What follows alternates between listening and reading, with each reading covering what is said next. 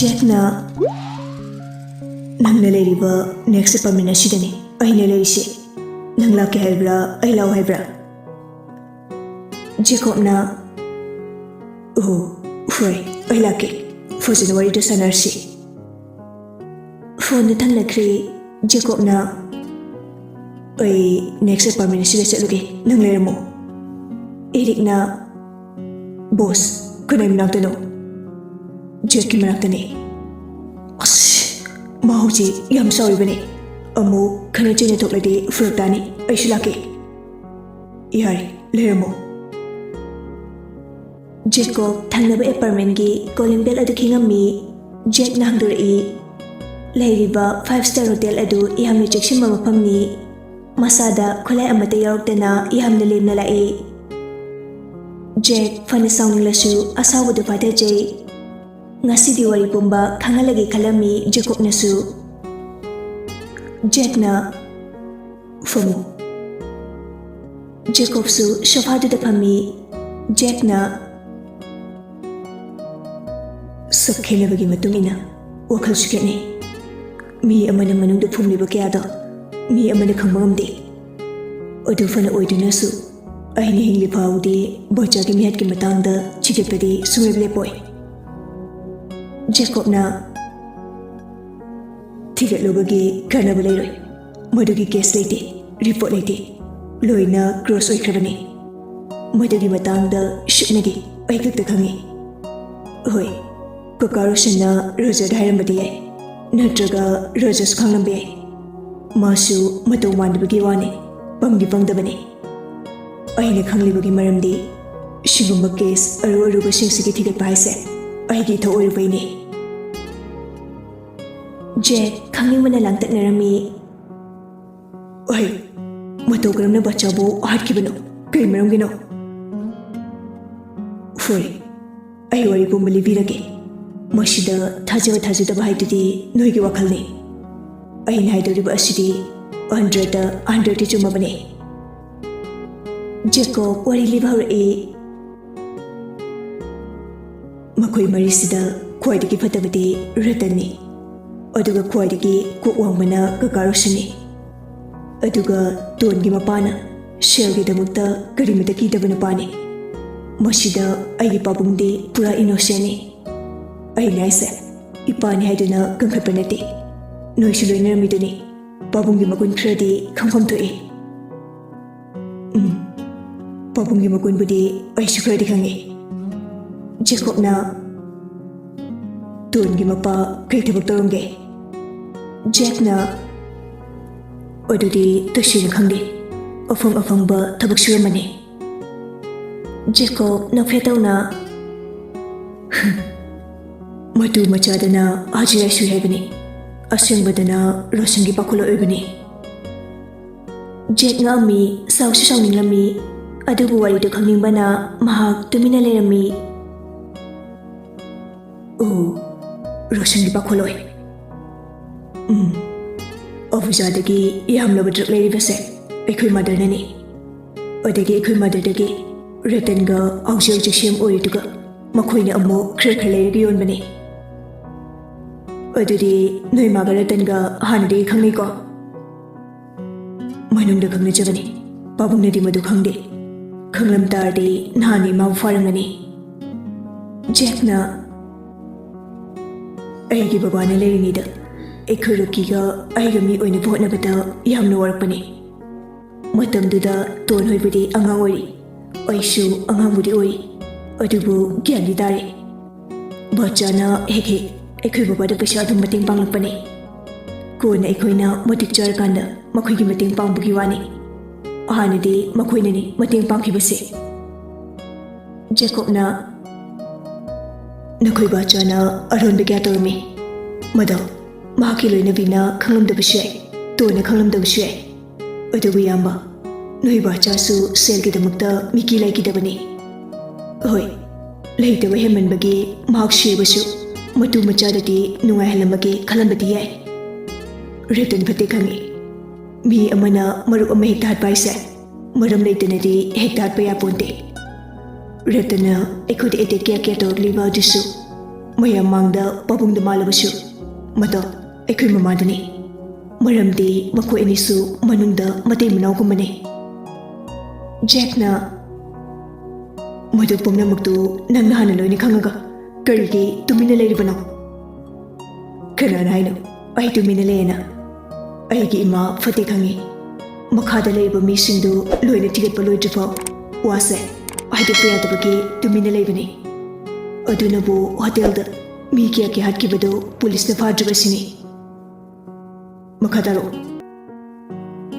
yamnaba drakya India yor kragase babungna GCP oringi degi khangami madu babungna di mahaki loina begin haibadi tashini khangjaramde babungna paudu makadaba police officer singda mikupna umsingna baharammi maramde kangli paksidi oktanaba madugi yamna vision famduda Ratan gisu 50% yawbajani 20% na CM gi 30% amana ekhui mamagi Roshan su sangalaibanina wafam du tari mahakna police kara neklaga kanglai pak yorukpada poto thatlaga hurana basinbane hairiba poto police kaina manaba yarabasu poto makoina puraga chapadi yaroidabanina Roshan na Ranbi hariba nupasinekpane Ashumna Ranbina yamna haisingna drugs sinado lambidagi mulaga Roshan sinakibane Pabung hoinasu phone thibane adu fangkide Fangdabagi maramde truck amada chen puraga Ranbina lakpada Pabunggi policingna check tawida Ranbina Pabunggi ming sisinaki Pabungnasu marukni haiduna thadoki adubu thadokiba aduda drugsing adu yauri habadi tashini khangkide Ashumna Ranbina yamlaba drugsing adubu Rosani sinaki paisadi khona pige haraga chumnagi khosa oinaba khra piraga thadoki Ratan gi miyosinasu paudu tambadagi Ratan sutare truck driver du thigalakpa kanda Ranbi orambadagi Ratana soldan hatkibane mai wakhaldadi Roshan su Pabung su yaramgadra khanbane adubu masu khangbane Pabung yawde haiba adu origasu Roshan ga Pabung ga close oinabaga imada tainaba ngamdraga Pabung da tainakibane mapa chakibane adunane drug mayamdu yolaba matungda paisa du pairabanina Sida laiba yaroina France da laikise Ratandi handagi tili tanjarukpa pisa mayamdu manglabanina mucha dagi amuk hauraga huranba amuk haurukibane masu fate tongi mapasu fai habidi yaroi Roshan su fate aduga mana Roger dadi lana logano aina chingnaba amabudi lai mahakna mapa mama fana pisa pairabasu makoigi maran pamde isana tanjagani haina ekoigi hotel asida Chep oituna laklibasini maha khanglamdoksu mali aisungai iyambanang sungai ipa imana fataba aronba ama tawbabu kamaina mayam daidino Jack na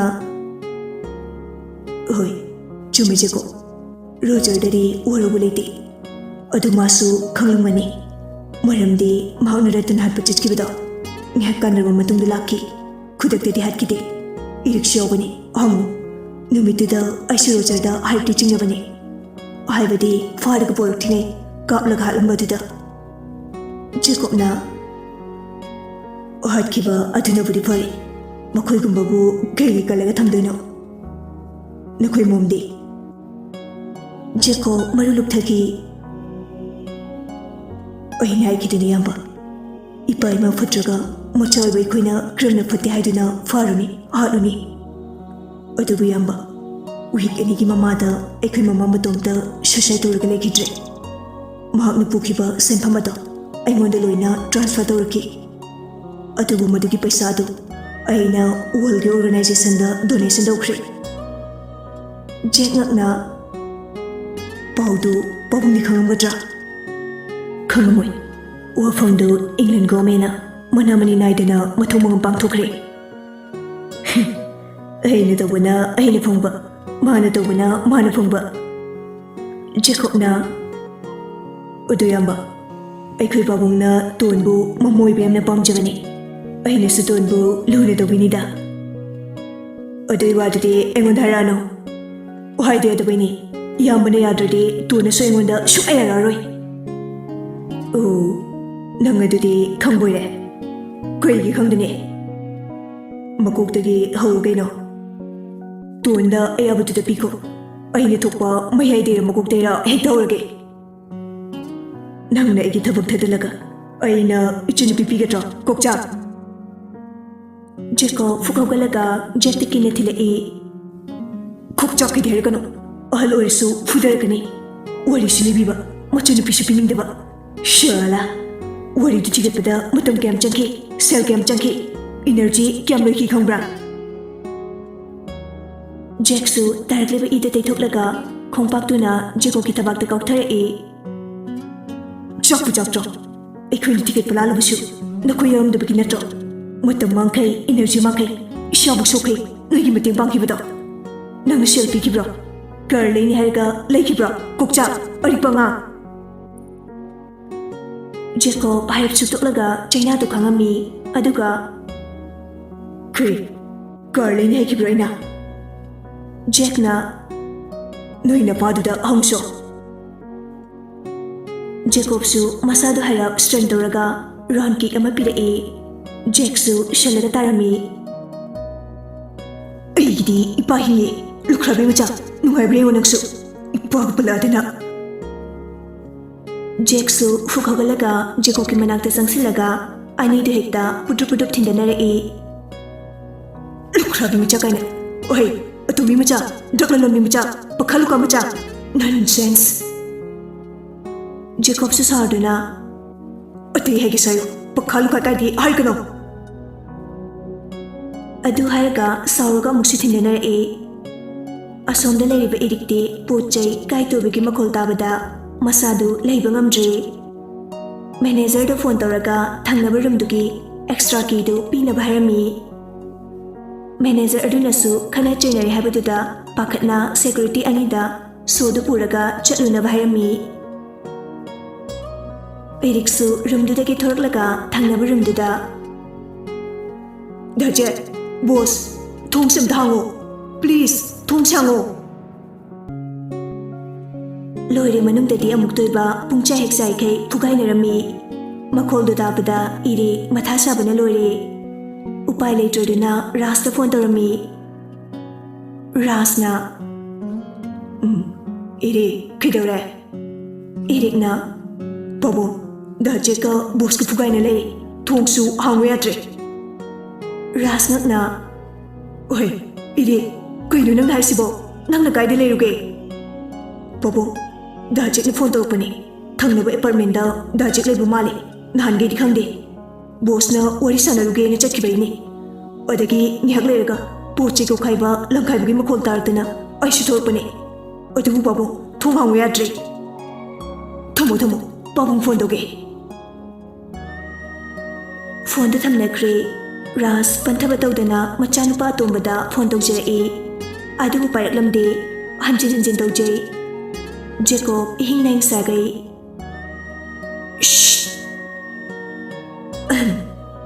hello बाबू ओए शना करिनो तारिबो पाउसे कई पाउनु बाबू नंग जेक फुने हाइसे करिगिनो सना अदुमने तौनुको काइदिनोदा फुनेदेदा सुम साउरगा दाजेना पोचै थुगाइबने फुनेदे करिगी साउरिनो नंगना अमु करि हाइरगे ऐ memory फने कक्थलसु मचनुपिदा लौनि हाइरबने